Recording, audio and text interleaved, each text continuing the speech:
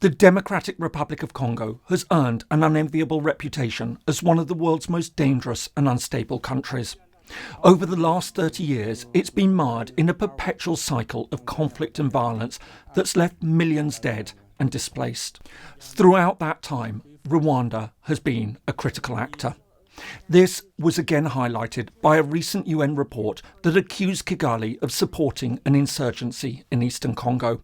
So, what exactly lies behind the long-standing conflict between the DRC and Rwanda? And is a new war really possible, as some have suggested? Hello and welcome. If you're new to the channel, my name is James Ker-Lindsay, and here I take an informed look at international relations, conflict, security and statehood. Conflicts are, by their very nature, complex. However, we tend to think of them in one of two ways. On the one hand, we have interstate wars, the traditional armed conflicts between two countries. Then we have intrastate conflicts, otherwise known as civil wars, where competing factions within a country come to blows. However, the lines between the two forms of warfare are often blurred. What starts as a civil war in one country can sometimes become a proxy conflict for outside parties, or a civil war within a country can spill over and spark a conflict in or with a neighbouring state. One of the best and most tragic examples is the Democratic Republic of Congo, the DRC. Having been plunged into a brutal war when it was first created, 30 years later it again became marred in a devastating conflict that would eventually drag in many of its neighbours. And while a peace deal was eventually signed at the turn of the millennium, the country has rarely found peace. But one country has stood out above all others as a protagonist of the events in Congo: Rwanda. Despite being a fraction of its neighbours' size, it's played a massive part in the developments in the DRC. This was again highlighted in 2023 when a UN expert panel blamed it for destabilising its neighbour. So, what exactly is happening and why? The Democratic Republic of Congo lies at the heart of Africa. 9 countries surround it. To its south are Zambia and Angola, and the Republic of Congo lies to its west. To its north are the Central African Republic and South Sudan, and to its east are Uganda, Burundi, Tanzania and Rwanda.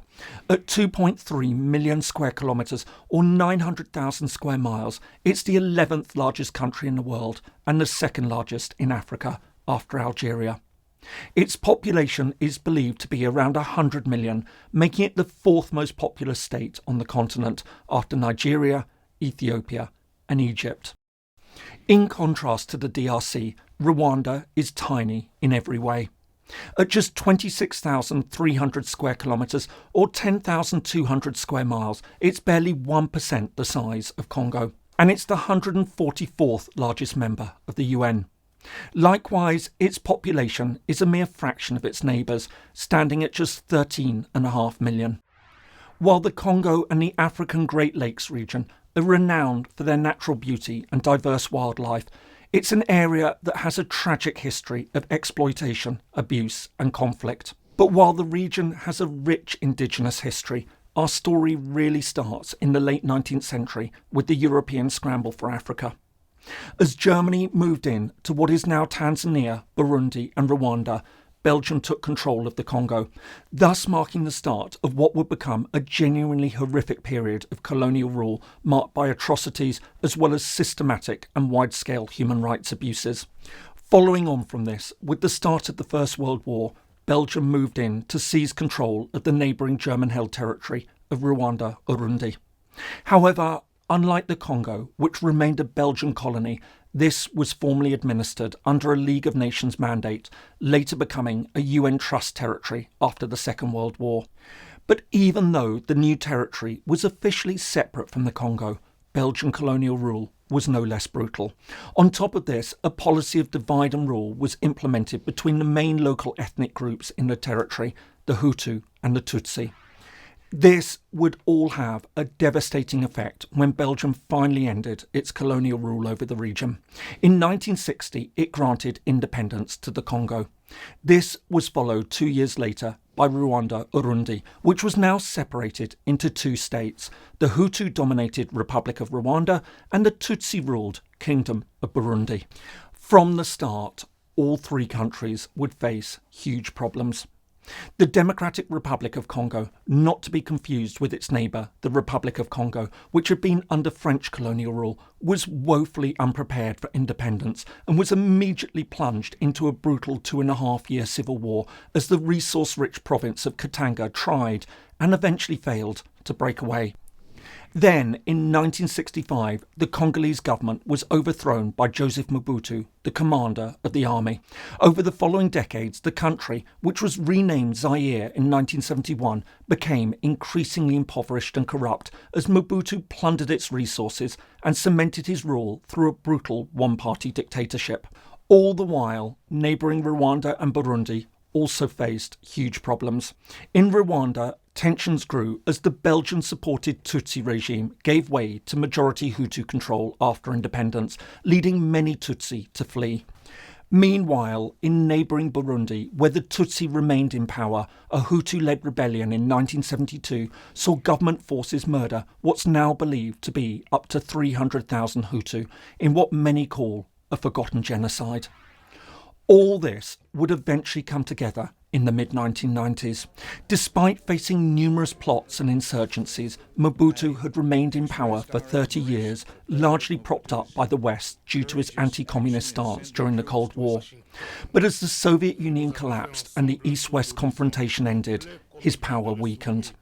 But the catalyst for his downfall would in fact come from neighbouring Rwanda. In April 1994, after growing tensions between the majority Hutu and the minority Tutsi, the country's Hutu president was assassinated. This then sparked a genocide that left over 800,000 Tutsi dead before Tutsi-led rebel forces managed to overthrow the government. As the remnants of the ruling Hutu regime fled across the border into Zaire, they began to regroup with Mobutu's support. This, in turn, saw Rwanda and its then close ally, Uganda, throw their support behind a leading Congolese political opponent, Laurent Kabila. This would culminate in a full-scale invasion of the DRC in October 1996 and the start of what's now known as the First Congo War. However, it would be a short conflict. By May 1997, Mobutu's forces had been defeated and he fled the country, dying in exile just months later. Having taken control, Kabila immediately restored the country's name to the Democratic Republic of Congo, signalling an end to the 3 decades of Mobutu's dictatorial rule. But hopes that the country would return to democracy and stability proved to be short-lived. As well as facing criticism over his authoritarian approach, many Congolese pushed back against the foreign influence in the country. As a result, Kabila ordered Rwandan and Ugandan forces to leave. Refusing to do so, the two countries, joined by their neighbour Burundi, now turned on Kabila. And it was at this point that the conflict proliferated as Kabila managed to win over new allies from neighbouring states, including Angola, Chad, Namibia, Sudan and Zimbabwe. With Rwanda and Uganda also turning on each other, the conflict would eventually become known as the Great War of Africa, or Africa's World War. And while peace talks held in 1999 saw the establishment of a UN peacekeeping mission, fighting nevertheless continued.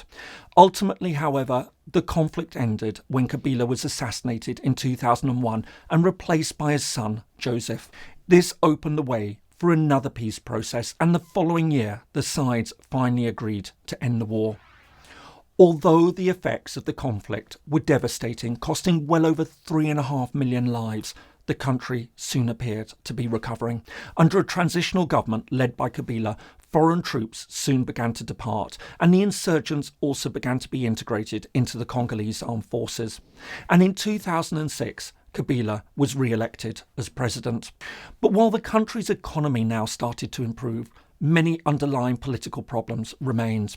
Within several years, Kabila began to be accused of corruption and subverting democracy. As a result, international observers called into question the results of the next presidential elections, which were held in 2011, which again saw Kabila re-elected to office. However, it was over in the east of the country, in the provinces of North and South Kivu on the border with Rwanda, that the country faced its most severe challenges.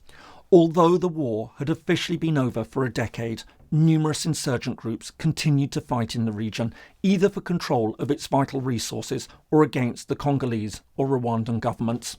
The most important of these groups emerged in 2012 when mutinous Congolese soldiers formed a new militia, M23. Crucially, the militia, comprised mainly of Congolese Tutsi, was supported by the Rwandan government, which was still fighting distant Hutu groups based in the region. However, this support was quickly halted.